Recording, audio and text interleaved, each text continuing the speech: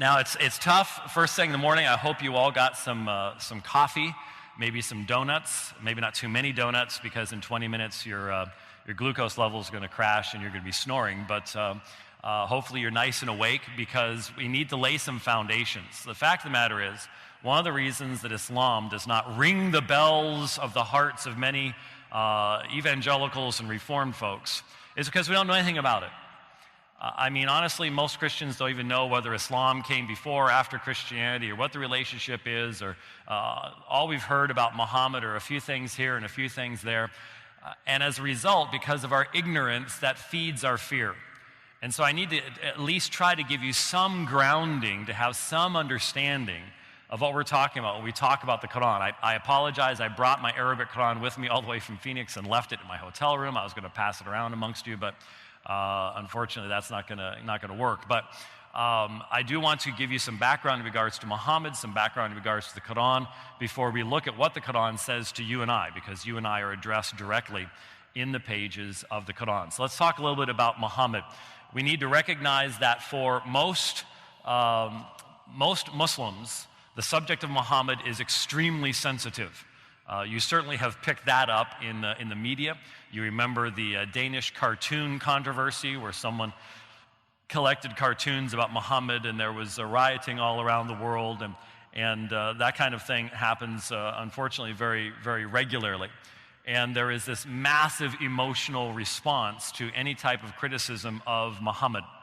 Part of that is because the vast majority of the criticism that at least Muslims in the West hear about Muhammad is based upon an acontextual, ahistorical criticism of the man, rather than looking at him where he was and understanding who he was, and doing that in a fair and accurate manner.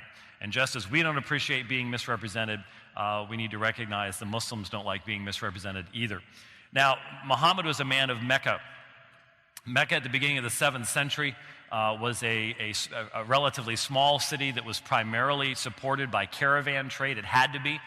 It was in a desert region that could not possibly grow enough food or provide enough sustenance for its inhabitants.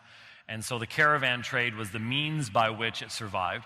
And there in Mecca, you had this type of interaction between the deep desert Bedouin tribes up into Christian Syria via the caravans. And there was in the city of Mecca, the Kaaba. You saw the modern representation of that today. Modern Muslims believe it was founded by Abraham and Ishmael. There is no historical evidence whatsoever of that. No reason to believe that Abraham ever went that far down into the Arabian Peninsula, but that's the Muslim understanding. And but by the time of Muhammad, it was a place of idolatry. He was a part of the Quraysh tribe. The Quraysh tribe controlled the Kaaba and therefore profited from the people who would come. And interestingly enough, would walk around the Kaaba 7 times, frequently naked, in worship of the gods, the 360 idols that were in the Kaaba. And this is what was going on in Mecca at that particular point in time. Now, Muhammad, as a young man, we know, according to the Hadith, and let me define the Hadith for you. This is very important. I'll be mentioning this a number of times over the course of today. The Hadith, and again, I'm primarily addressing Sunni Islam, not the Shiites. They have a separate body of Hadith that differs a lot from the Sunni Hadith. The Hadith are the sayings, statements, and actions of Muhammad and his companions. And these have been collected together over about a 300-year period after the death of Muhammad. For the Sunni, there are about 6 really authoritative collections, 5 or 6 collections of Hadith. The 2 most authoritative are called Sahih al-Bukhari and Sahih Muslim. Sahih al-Bukhari is about 9 volumes long, Arabic and English. Sahih Muslim is about 8 volumes long. You have Sunan Abu Dawud, Jami at-Tirmidhi, other collections that are a little bit smaller. These together comprise thousands of statements and actions, stories from the life of Muhammad and his companions. That collection of literature becomes the context in which the Quran is understood, becomes the commentary on the Quran, and you from that derive the Sharia, the Islamic law that is such a point of controversy today. Okay, so according to the Hadith and according to the early Sunnah, the early lives of Muhammad, such as that of Ibn Ishaq. Muhammad was considered to be a particularly honest young man. He was involved in the caravan trade up into Christian Syria.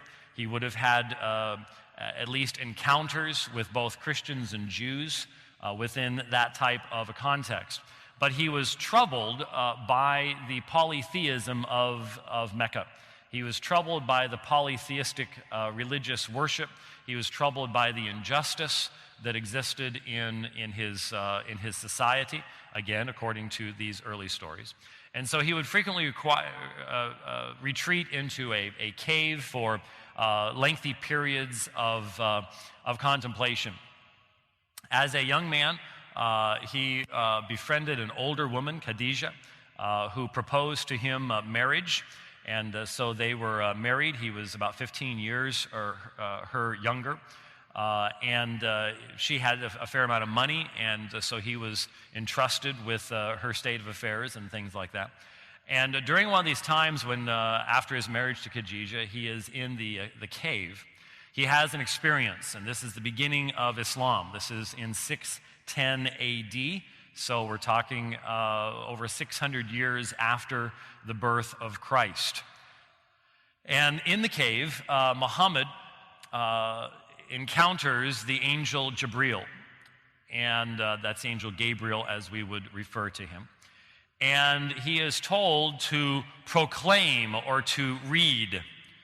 And he says, well, I cannot. I'm an unlettered man. And the angel grabs him and squeezes him until he thinks he's going to die. And this happens 3 times. And finally, the angel then reveals to him the very first portion of the Quran.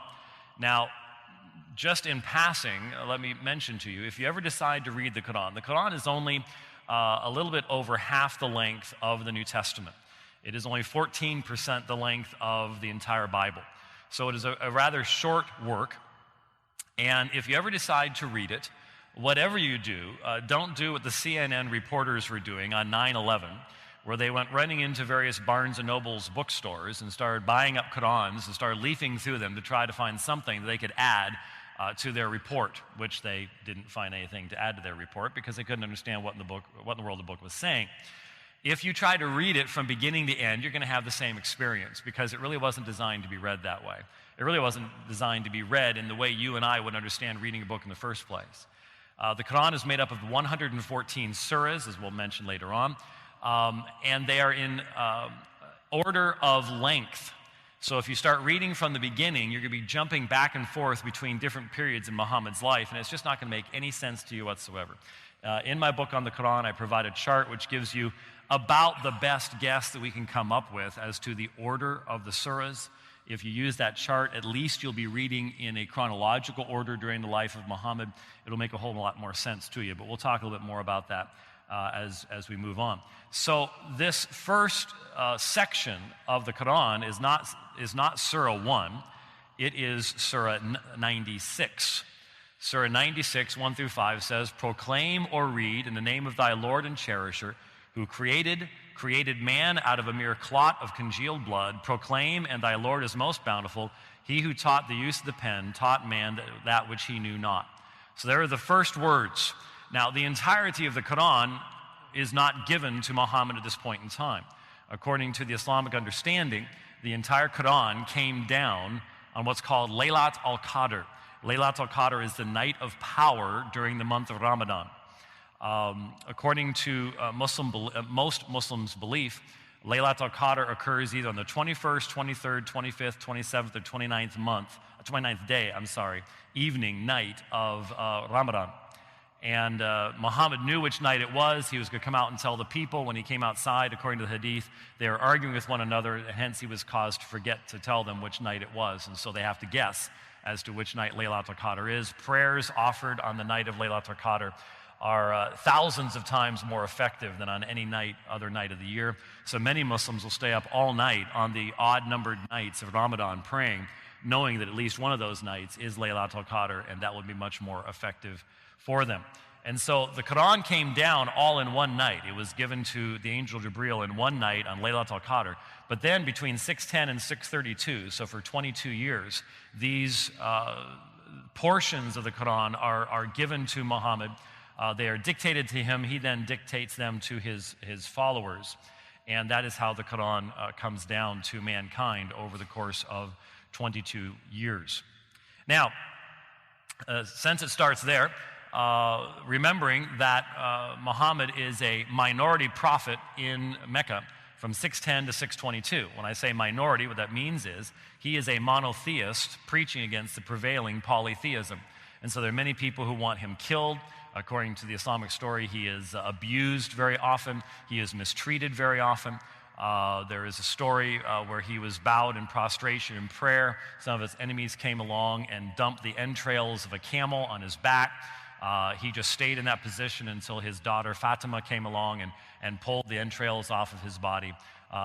Interestingly enough, the story always goes on to point out that all the men that did that by name ended up being killed.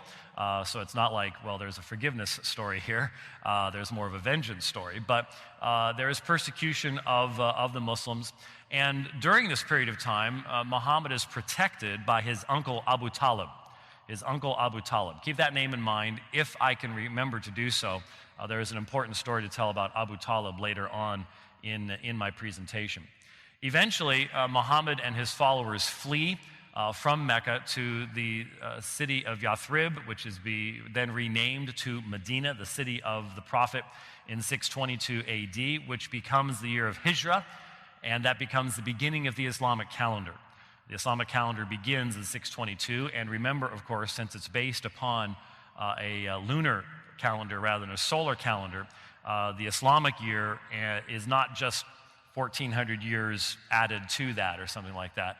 It changes because of the different length of the year. It's a little bit difficult to historically put all those things together.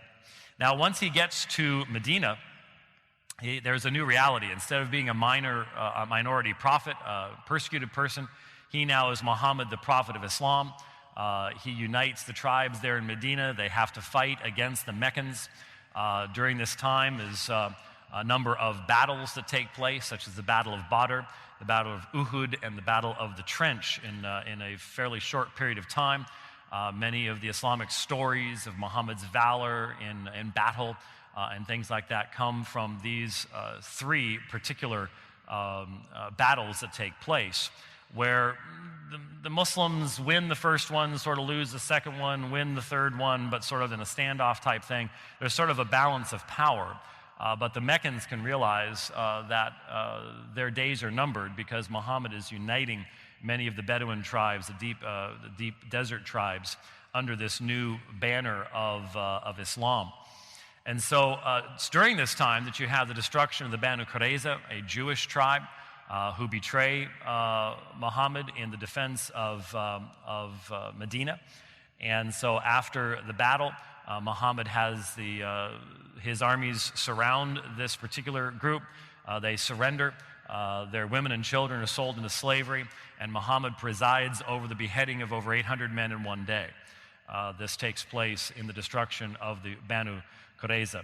Finally, in 628 AD, you have the truce of Hudaybiyah, where Muhammad and the Medinans, the Muslims, go to Mecca. They want to engage in Hajj. They want to circumambulate the Kaaba. The Meccans do not allow them in, but they sign a treaty with them. And many of the Muslims are very disappointed by this. They thought Muhammad had said that they were going to be able to finally do this. Muhammad realizes that this really is politically expedient for him and is going to lead in a very short order to the subjugation of Mecca in 630, where the Muslims, in a pretty much bloodless way, enter into Mecca, take over Mecca. Only a couple of dozen people are killed at the orders of Muhammad, primarily poets who had written against him. He had a real problem with people like that. And Mecca becomes the very heart and soul of the Islamic Empire, though Muhammad goes back to Medina, and he dies in Medina at a fairly young age, only in his early 60s, 62, 64. We're not totally certain exactly how old he was. But he dies in Medina in 632 AD. Now, as you probably are aware, 632 to 732 becomes the century of Islamic expansion. It's exactly 100 years later. The Islamic expansion is stopped. The Battle of Tours, Charles Martel ends the Islamic expansion upward out of North Africa, across the Straits of Gibraltar through Portugal, Spain, into France. The empire has spread all across North Africa, all the way through the Holy Lands, up into the Greek areas, across what we would call today Iraq, Afghanistan, et cetera, and out toward India. It's a huge expansion in a very, very short period of time, and it's very important in church history as well. I can't go into that right now, but if you ever study church history, always keep in mind the impact of the loss of North Africa and many Christian lands at that particular time due to the rise of Islam. Now, there's some key theological events in the life of Muhammad you should be aware of. Normally, what you hear, and I'd like to warn you just on a practical level right now, it is very, very common for you to hear. There are entire websites out there. There are Christian speakers who go around, and they will, as soon as they start talking about Muhammad, they will talk about his marriage to Aisha. This marriage was contracted when Aisha was 6 years of age, and according to all of the meaningful sources in Islamic history, was consummated when Muhammad was about 54 and Aisha was 9. Now, the result of this is that there are entire websites out there that talk about Muhammad the pedophile and everything else. This has to be put in the context in which it took place. There is no evidence whatsoever that Muhammad, the Muslims, the Quran, felt any embarrassment whatsoever about Muhammad's marriage to Aisha. Aisha was the daughter of Abu Bakr, who was his closest friend, his closest confidant, and the next caliph of the Islamic movement.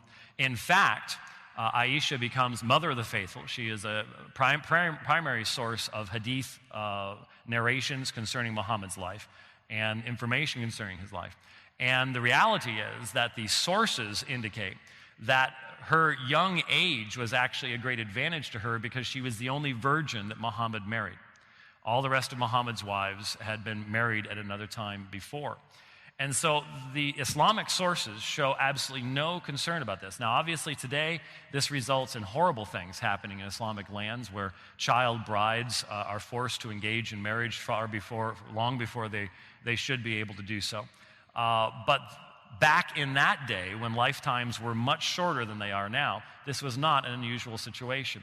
That's not where you want to start, and if you start there, let me guarantee you, you will close off any opportunity of speaking anything to a Muslim because they've just heard it so many times before. It's like going to John 1:1 with Jehovah's Witness before doing anything else. Not a good idea because they're just used to it, they've heard it before. There are much more, I think, important issues to look at in the life of Muhammad. And I would suggest that one of the key theological events has to do with Muhammad and Zainab bint Jahsh. Zainab bint Jahsh was Muhammad's first cousin. And Zainab bint Jahsh was given in marriage by Muhammad to his adopted son, Zayd. There was a close relationship between Muhammad and Zayd. Zayd was a freed slave of Muhammad, and he was adopted as his son. One day, Muhammad went to Zayd's home to speak to him, and the various sources give different spins to the subject, but it seems rather obvious that what happened was that when he knocked on the door, Zainab got up to greet him, and somehow he saw her in a state of undress and was absolutely overtaken with her beauty. I guess she was just knocked down, drag out, gorgeous. And she could tell that he was taken aback by this. There was already problems in the marriage between Zainab and Zayd. Word got to Zayd. Zayd comes to Muhammad and says, "If you want my wife, I will divorce her." And Muhammad says, "No, keep your wife. That would be inappropriate." What happens is an entire revelation, entire verses of the Quran come down from heaven specifically to instruct Muhammad that he is to marry Zainab. And it even says in the Quran, this was to deal with the problem concerning the divorced wives of your adopted sons. Yeah, that was a real big problem they were dealing with, I'm sure. The reality was that in Islamic culture, in Arabic culture, this was considered incestuous. And so in the very text of the Quran, you have verses that in essence command Muhammad to do that, and in the process destroy the godly, good, proper concept of adoption. Adoption does not exist in Islamic law. It does not exist in Islamic lands. It was destroyed by the relationship between Muhammad and Zainab bint Jahsh, so that he could marry the divorced wife of his adopted son, who was no longer his adopted son, because the Quran then commanded them to call them by the names of their real fathers, not by their adopted fathers, destroying the concept of adoption within Islam. Now, given that Muslims believe that the Quran is co-eternal with Allah, it is uncreated, this is a belief that developed over time. It is a belief that there were certain leaders of Islam that did not accept in the first couple of centuries, but it has now become part of Sunni orthodoxy. It's not Shiite orthodoxy, but it's Sunni orthodoxy. Since the Sunnis believe that the Quran is uncreated, it's as eternal as Allah himself, the idea is this was written in Arabic on a tablet in heaven from eternity past, that Muhammad was to marry the divorced wife of his no longer adopted son. That to me is one of the clearest examples. In the words of Aisha herself in the Hadith, "I fear that your Lord hastens to fulfill your desires." Those are the words of Aisha in regards to how often it was that things would come down from God and be given to Muhammad that just happened to provide him with a way of doing things that no one else could do. For example, the Quran limited Muslim men to 4 wives, but Muhammad receives a special dispensation to go beyond that. Modern Muslim apologists will say, well, that was political, it was so he could unite the tribes, etc., etc.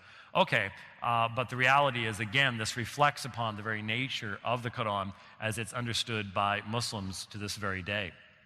Something that's also very, very important was the deputation from Najran.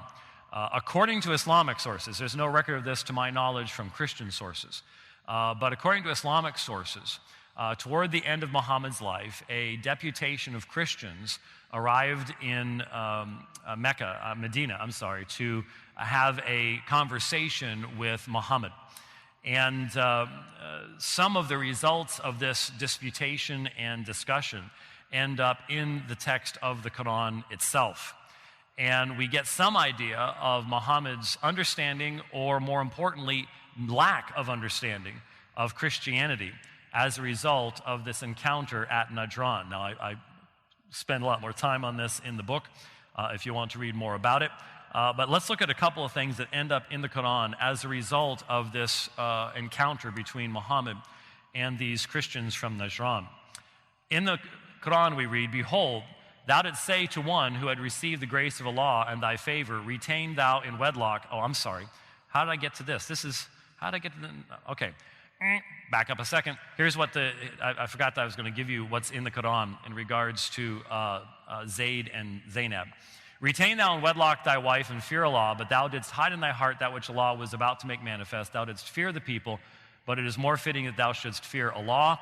Then when Zayd had dissolved his marriage with her with the necessary formality, we joined her in marriage to thee." This is God who joined Zainab to the Prophet, "in order that in future there be made no difficulty to the believers in the matter of marriage with the wives of their adopted sons, when the latter have dissolved with the necessary formality their marriage with them, and Allah's command must be fulfilled." Surah 33:37. That is the section of the Quran in regards to Zainab and Zayd. And again, I find it very hard that actually was written in eternity on tablets in heaven. Now, looking at the deputation from Najran, Surah chapter 3, ayahs 59 through 61. In the Quran, a chapter is a surah, a verse is an ayah, if you hear me switching back and forth between the two. "Indeed, the example of Jesus to Allah is like that of Adam. He created him from dust, then he said to him, 'Be,' and he was. The truth is from your Lord, so do not be among the doubters." So what is being said is Jesus is not the Son of God. He is not divine. He has not eternally existed. He was made from dust. He came into existence at the command of Allah. It says, "The truth is from your Lord, so do not be among the doubters." So if you don't believe that, then you are a doubter. "Then whoever argues with you about it after this knowledge has come to you, say, 'Come, let us call our sons and your sons, our women and your women, ourselves and yourselves.' Then supplicate earnestly together and invoke the curse of Allah upon the liars among us." So very clearly from the Islamic perspective, this is not a subject where we can have ecumenical dialogues and try to come to some middle ground. If you believe that there is a son of Allah, then you are a liar. And the curse of Allah lies upon you.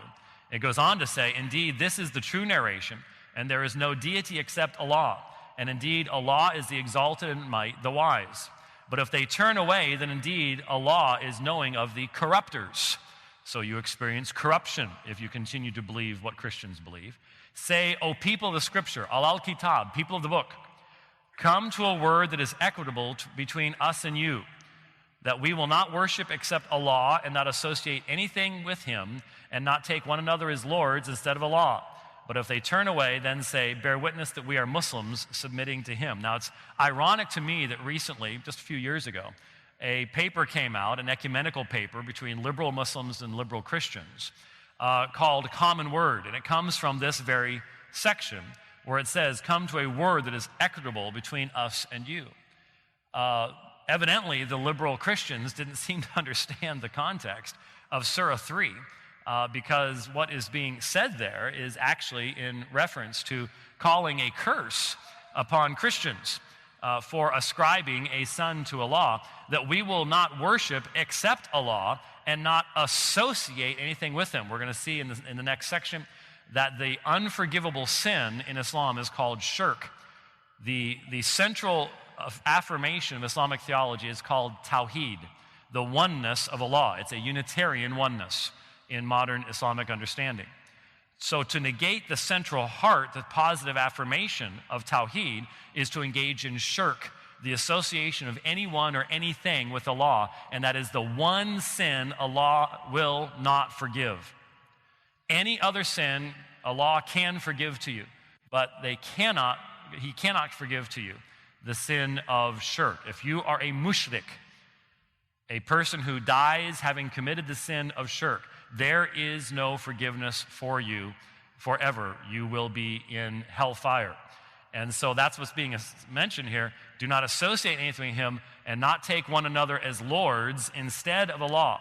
But if they turn away, then say, bear witness that we are Muslims. We submit to Him, which means you do not submit to Him. You are not in submission to Him.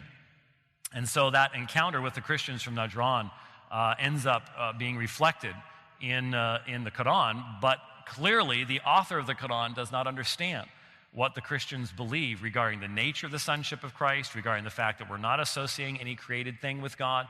We believe that the doctrine, the triune nature of God is eternal, that it is inherent to His nature. It didn't come into existence at a point in time. God has eternally been triune. We're not associating anything with the created order, but the author of the Quran does not understand that that is the case. There is no question about that at all. Now, man, how does this keep happening? I don't know. But you got to admit, she's awful cute. And her name's Clementine. You know what her middle name is? I had nothing to do with this. It's Clementine James, Jaymes. Take it up with my daughter and my son-in-law. But she is... Unfortunately, she now lives in Georgia, and I live in Phoenix, so I don't get to see her all that often. So maybe that's why the computer is just helping me out, just to make me smile, you know. Besides that, I'm a first-time grandpa, so laugh. Thank you. Wise man right down there. Good. All right. All right, as I said, 114 surahs, 114 chapters. Surah Al-Fatiha, the first surah in the Quran, is a 7-verse opening prayer. I was talking with a gentleman here who has lived in the Middle East, and he was mentioning how often he's heard the prayers and the calls to prayers. I bet you he could quote most of Surah Al-Fatiha because it's heard in the prayers all the time. The next surah, Surah Al-Baqarah, is the surah of the cow. It's the longest surah. Then Surah 3 is a little bit shorter. Surah 4 is a little bit shorter. It's not perfect as far as numbers of verses, but it's fairly close to the actual length.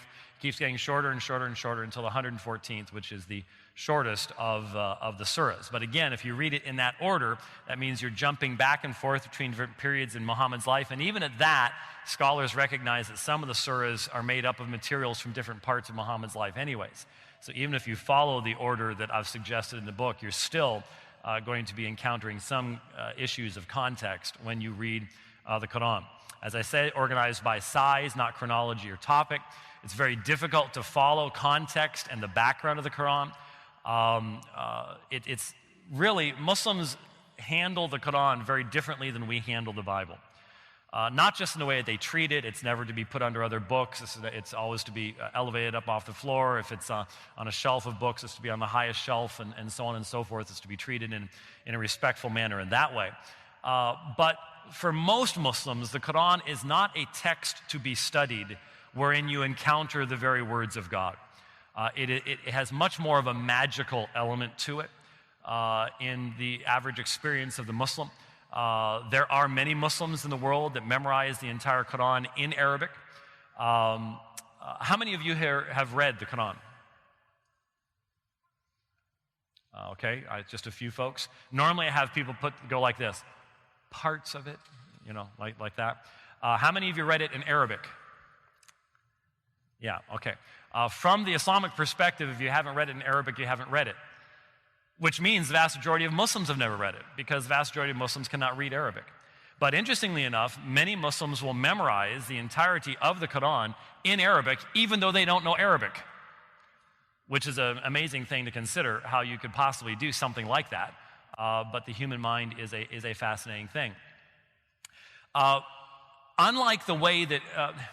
a number of years ago, I was doing some videos that were translated into Farsi and distributed in Iran. After I did a section on Surat al-Ikhlas, Surah 112, the former Muslims, these are Shiite Muslims, who were doing the videotaping, came up to me and they said, the Imams never do what you just did. Because I had exegeted the text. I had gone through its background, its context, what the words meant, how are they related to one another, what can we put together as to what this is saying. And they said, the Imams never do that. And so if you're used to expositional preaching, if you're used to someone going to 1 Corinthians and talking about the background in Corinth and Paul's background, the language and the historical setting and the situation going on, and then using that to shed light upon what's going on there in the church, that's not how the Quran is generally handled. And if it is handled that way, it's almost always in Western countries, certainly not in majority Muslim countries.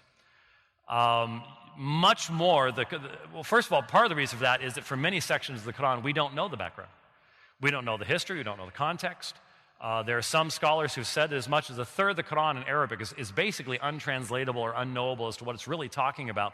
The only reason that there is an understanding of what it's talking about is because we have the hadith, we have the commentaries provided by those early sources, which of course there's lots of questions as to exactly how accurate those things are. Don't have time to get into hadith studies today. That is something that I have spent some time on, which is an amazing thing. I've found myself riding through the heat at 3 o'clock in the morning in Phoenix, Arizona, listening to lectures on how you analyze hadith. And I always wondered, if I ever get hit by a car, sometime like, in the middle of the night like this, they're going to pick up my iPod and hear this stuff and immediately call the authorities. Okay, because this guy's weird. He's listening to some very strange stuff, and you all need to come find out what's going on. But the reality is, without the hadith, there's entire sections we wouldn't even know what it was talking about. And so the interpretation of the Quran is very challenging. And interestingly enough, twice now I've been involved in debates where by the end of the debate, I was the one arguing you can actually follow a context through a section of the Quran, and the Muslim was arguing you can't do that. If you want to see an example of this, see my debate with Bassam Zawadi on whether the Quran misrepresents Christianity from London from a couple of years ago. By the end of the debate, I'm saying, look, just listen to what Surah 5 says. Follow the context through. And he's saying, you can't do that. You can't follow a context through. Because if you do, then the Quran will misrepresent Christianity. But you've got to be able to chop those sections up so that you can get around that. So it's a difficult book to interpret. What also makes it very difficult is that from the Islamic perspective, these are the direct words of God, not of men. So, for example, we want to ask the question, what did Muhammad understand of the doctrine of the Trinity? From the Islamic perspective, that is a stupid and irrelevant question. It's a stupid and irrelevant question because Muhammad has nothing to do with the Quran. It has nothing to do with the Quran at all. What he understood about the Trinity is utterly and completely irrelevant because the words of the Quran are only God's words. They do not represent his understanding at all. And so when we ask the question, what was Paul's intention here? What was John's intention here? What is John's concern in this text? Something like that. Does not enter into orthodox Islamic interpretation. Now, there are liberal Muslims who deal with issues like that, but for example, if you want to look at Nasser Abu Zaid, he was an Egyptian scholar who started to apply that kind of thinking to the Quran. He was forcibly divorced from his wife and is now living in exile in Scandinavia someplace. That's what happens when you apply those types of standards. It doesn't work out real well in regards to that. Now, according to the Islamic perspective, many books were sent down by Allah. Many books were sent down, including the Torah and the Injil. So there's been many revelations given by Allah to people down through the ages, which includes the law and the gospel. Now, what did the writer, this is extremely important, what did the writer of the Quran think the law and the gospel was? I've read the Quran many times. I've read all of Sahih al-Bukhari and all of Sahih Muslim. I don't know very many Christians who have been able to read that amount of the Hadith, but I have tried to honestly deal with the materials, and I have found no evidence whatsoever that the author of the Quran had any meaningful first or second-hand knowledge of what is contained in the Old and New Testaments. What's very clear to me, especially in the Quran, is the fact that the author had an oral understanding of what is found in the law and the gospel, not a direct literary understanding. In other words, he had gone on caravan trips up into Syria. On those trips, they would have encountered Jews and Christians. They didn't have CNN or ESPN back then. What you actually did, this is amazing, young people, don't get shocked here, but they actually talked to each other at night around campfires and meals. I know that's sort of scary, but no, they were not texting. They were actually talking with their mouths, looking in eyes. It's an amazing thing, amazing art that has been lost in our society today. I actually will walk into restaurants and see people, and there's a group of friends sitting around the table, and what are they all doing? And then one will go, ha, ha, ha, ha, ha, ha, ha. They're texting each other. They're not talking. This is wrong, okay? This is why most men are 28 years old before they get married now. Okay, and it's only because the women have become desperate by that point in time, and they just don't even know how to talk to a woman anymore. Okay, I'm not going to get into that. Anyways, that's completely different. Don't even know how I got there. We'll move on from there. Anyhow, the point is that he would have had encounters with Jews and Christians, and this is why the Quran includes in its story Jewish mythology and Christian mythology as if they're a part of the Torah and the Injil. For example, there's the story of Jesus speaking from his cradle. Now, if you are going, I don't remember that story in the Bible, it's because it's not in the Bible. It is from the 5th century Arabic infancy gospel, but it shows up in the Quran because the author of the Quran thought it was in the Bible. And you have the story of Jesus forming clay birds and breathing on them, and they become alive and they fly away. And again, the author of the Quran thought that was in the Injil, thought it was in the Gospel. The reality is that is from the 2nd century infancy Gospel of Thomas. So the author of the Quran clearly did not know what was actually in the Old and New Testaments. And of course, from my perspective, if God wrote the Quran, then God knew what was in the Old and New Testament and would not have made those kinds of mistakes. But the Quran itself claims to act as a muhaimin, a guard over the preceding books, and how this is understood then by Muslims today. Muslims believe that the Bible has been radically corrupted. Now, down through history, there were two views amongst Muslims. In those early centuries, there were those who believed in Tarif al-Mana and some who believed in Tarif al-Nas. Tarif al-Mana is a corruption of the meaning and interpretation of the words, but not the words themselves. And this makes more sense to the author of the Quran. I don't believe the author of the Quran believed that the Torah and the Injil had themselves been changed. I just don't think he said that. I think you can make a very strong case against that. The reality is that the Quran says that if it's been sent down by Allah, it cannot be changed. And the Quran says the Torah and the Injil were natsal, they were sent down by God, and so it would make sense that the author of the Quran would not believe that they could have been changed. But there was another group, Tarif al-Nas, that did believe that the words had been changed.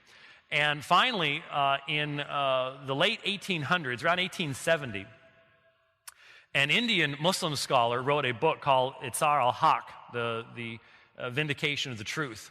And that book went to German skepticism and German radical criticism and gathered together every possible contradiction and every possible argument against the Bible. And as a result of that book, the vast majority of Muslims today all across the world believe that the Bible has been radically corrupted and radically changed. And so they interpret what the Quran says about it acting as a muhaimin in the way that Shibir Ali did in that clip that I played for you last night, where I asked him, well, how can we know what's left in the New Testament that's still inspired? And he says, well, if it agrees with the Quran, it's inspired. If it doesn't, it's not. And so it's a completely anachronistic way of taking the Quran, using that as a lens, and then looking through it at our texts that they are really stuck with today. And they're not consistent in their application of standards, but that's another subject for another time. Can't get into it today. Now, the Quran itself is then transmitted by a government-controlled textual transmission. And what I mean by that is, as we're going to see here in a moment, the actual version of the Quran that most Muslims have today was created by Uthman, the third caliph, the third successor of Muhammad. After Muhammad's death, Abu Bakr took over, and then after him, Umar ibn Affan, and then finally Uthman becomes the third caliph. And he engages in an editing process and enforces that particular version of the Quran. As a result, you have a generally unified textual history because of that.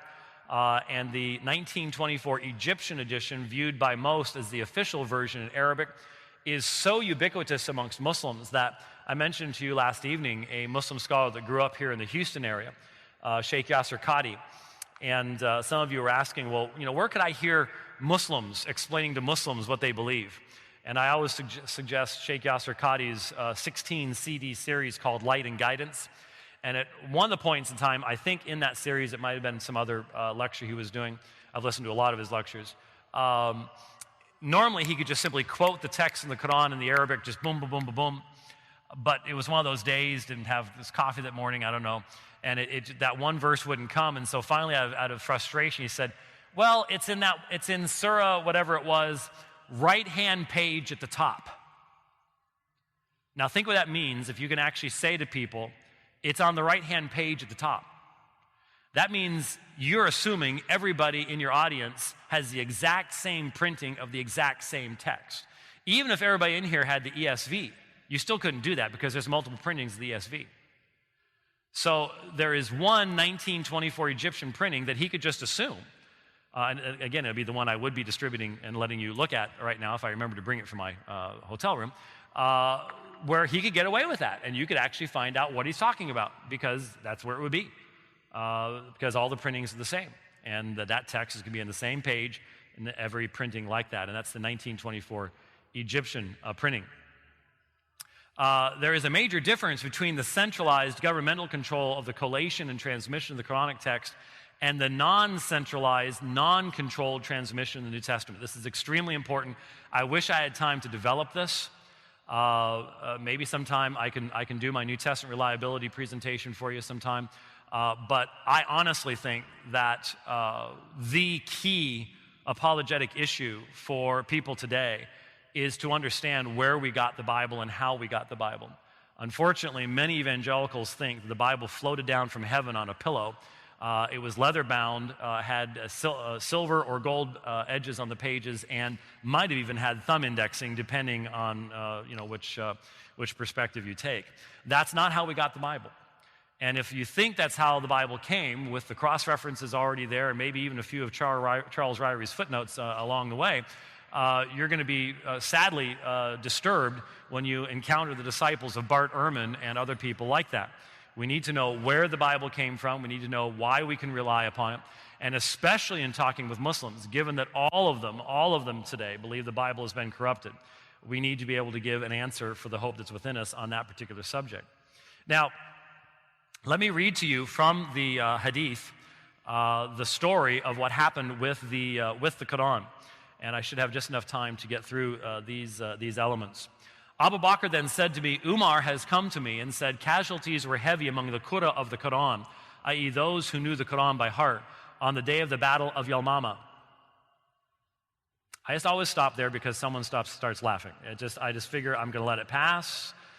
We'll let everybody go, the Battle of Yamama, and then you just move on from there. And I just stop and just let it happen, and then we move on. So anyway, so the point is that there were many of the memorizers of the Quran who died on the day of the Battle of Yamama. And I am afraid that more heavy casualties may take place among the Qurra on other battlefields, whereby a large part of the Quran may be lost. I've translated the Arabic. That's an accurate translation of the term that is found there. Obviously, what this means is that in the days of Abu Bakr, this is shortly after the death of Muhammad, the Quran had not yet been collated. It had not yet been brought into a written form. Therefore, I suggest you, Abu Bakr, or the Quran, be collected. So I started looking for the Quran and collecting it from what was written on palm stalks, thin white stones, and also from the men who knew it by heart, till I found the last verse of Surat al-Tawbah, Surah of Repentance, Surah 9, with Abi Kuzaymi al-Ansari, and I did not find it with anybody other than him. Now, I find that fascinating, that this source is willing to admit this one verse was found with one man, in one man's memory. That does make you ask the question, well, were there other verses that were only in one of the memories of the people who died at the Battle of Yamama? Could there be stuff that was lost at that point? Does raise the issue. Then the complete manuscripts, copy of the Quran, remained with Abu Bakr till he died, then with Umar till the end of his life, then with Hafsa, the daughter of Umar. This is Sahih al-Bukhari 6509.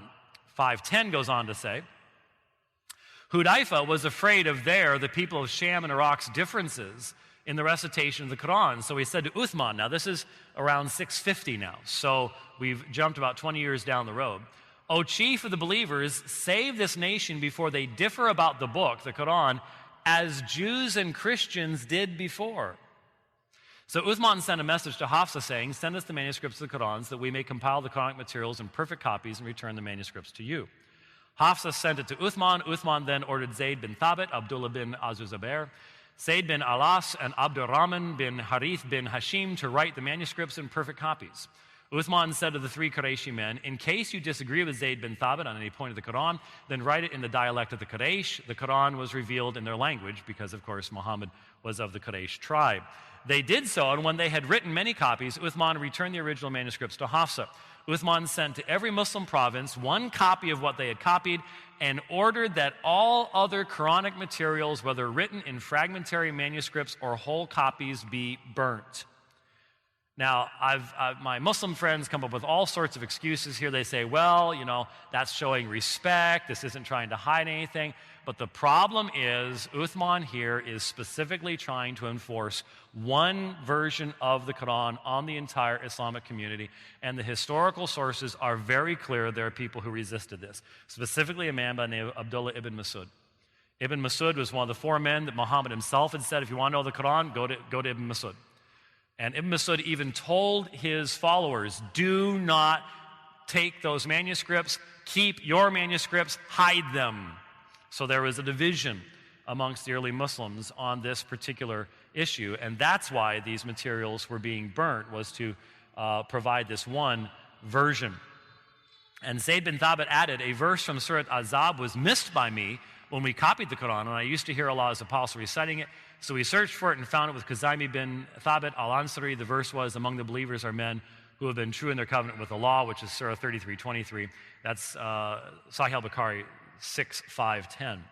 Now, here you have the creation of the final version of the Quran, the Uthmanic revision. And I don't have time, unfortunately, to develop this. But this is extremely important. This was really the focus of the debate that I had with Islamic apologist Yusuf Ismail at Northwestern University, the former Potchefstroom University in Potchefstroom, South Africa, just a few weeks ago. And we are working on getting those videos available. And when they're available, we'll certainly let you know at aomin.org so you can see the dialogue that took place on this particular subject. Now, other sources shed some interesting light here. Ibn Abi Dawood, in his Kitab al-Masahif, page 23, notes, many of the passages of the Quran that were sent down were known by those who died on the day of Yamama, but they were not known by those who survived them, nor were they written down, nor had Abu Bakr, Umar, or Uthman by that time collected the Quran, nor were they found with even one person after them. And one of the earliest Christian responses to Islam is that of the Apology of Al-Kindi, a fascinating book. Listen to what Al-Kindi says. Then the people fell to variance in their reading. Some read according to the version of Ali, which they follow to the present day.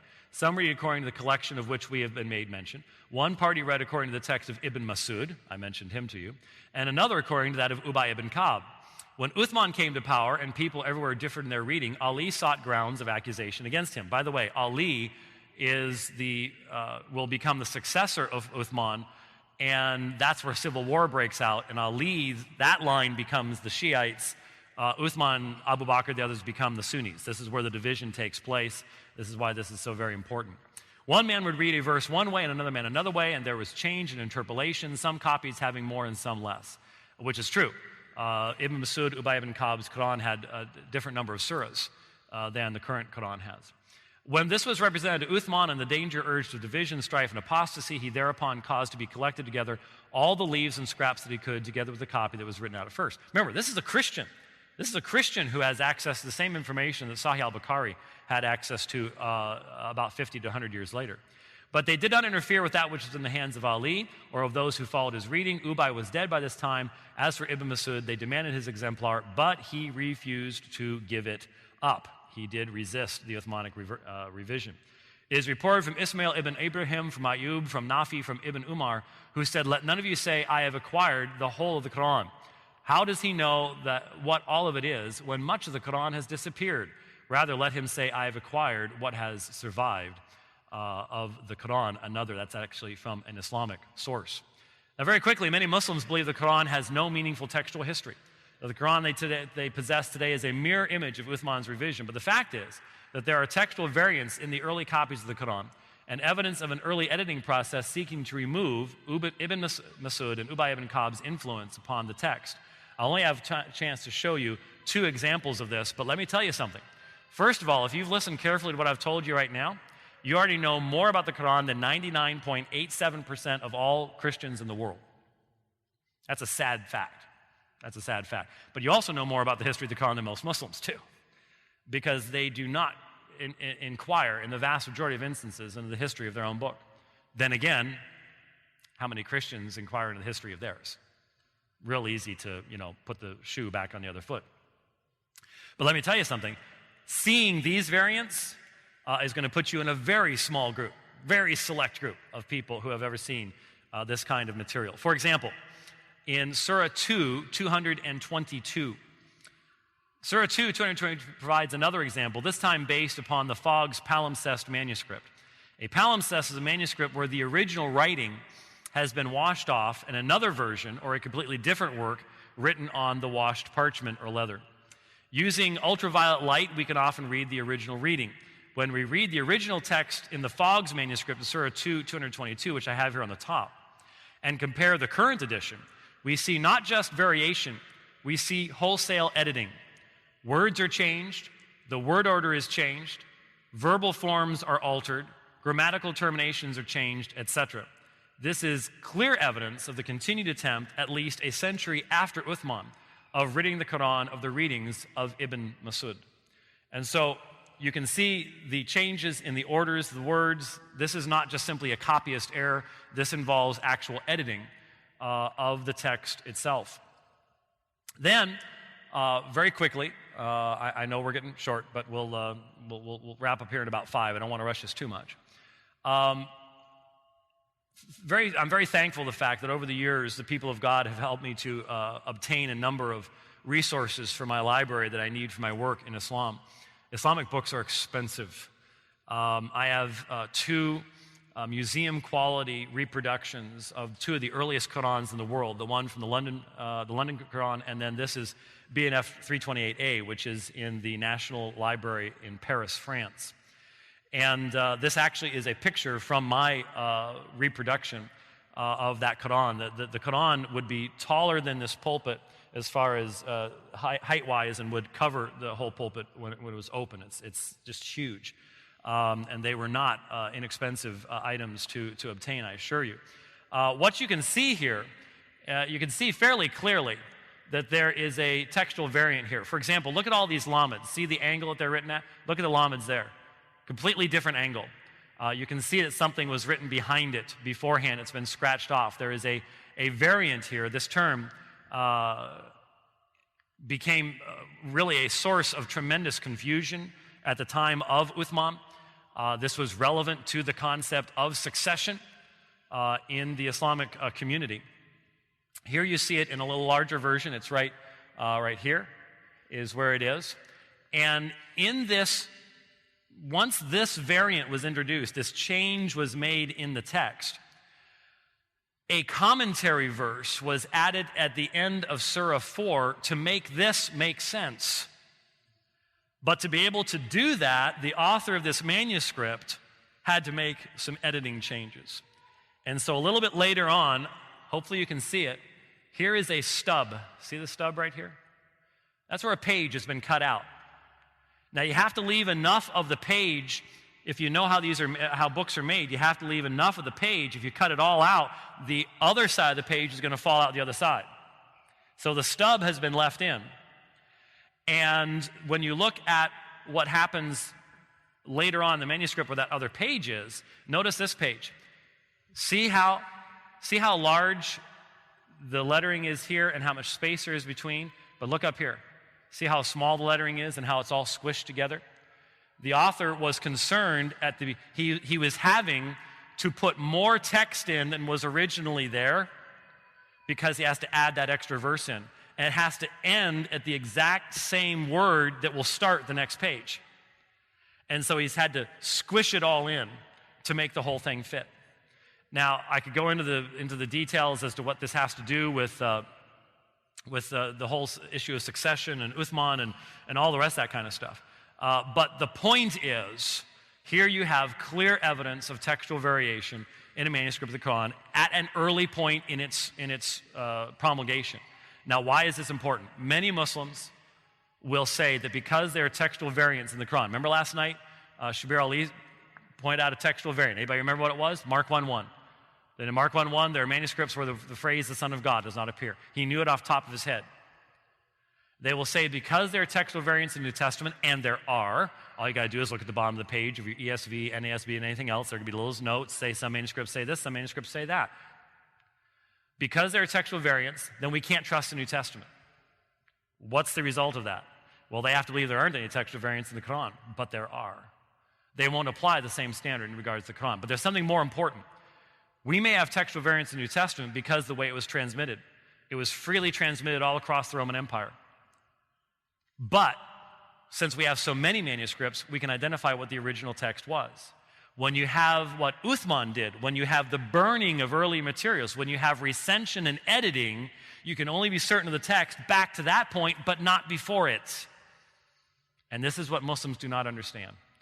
And unfortunately, there aren't very many Christians that are able to explain it to them either, even if they had the opportunity of talking about it. And so this information is there. It is available. Very, very quickly, this is why Sufyan al-Thawri's relatively short tafsir is a commentary on the Quran, can list 67 variant readings, 24 of which are attributed to Ibn Masud. The existence of these textual issues has been well known to Muslim scholars for centuries, but has fallen out of general Islamic recognition, especially in our lifetimes. For example, this is the top copy manuscript that was published in 2007. And this is just one page of the listings that the top copy manuscript provides. This is a Turkish manuscript, and most Turkish Muslims, anyways, used to be rather secular, of the variant readings in major mushaf, or manuscripts, of the Quran. There is no critical edition of the Quran yet. It's being worked on. It's called the Corpus Chronicum Project, but it does not yet exist anywhere in the world. So there you have, oh man, this just keeps coming in. I don't know what, I'm sorry. I'll get this fixed, really, honestly. This will get fixed eventually. But I'm not really going to work too hard on it. Anyhow, so there's a little bit of the history of the Quran, Muhammad, placing him in where he is in history. That will give us, hopefully, the proper foundation to now look into the text of the Quran after our break and look at what it says to you and I. What does it teach about Tawheed, Shirk, Jesus, and what about the crucifixion? What about Surah 4, 157? And then we'll try to wrap it all up and tie it together at that point. Brother, it's all yours.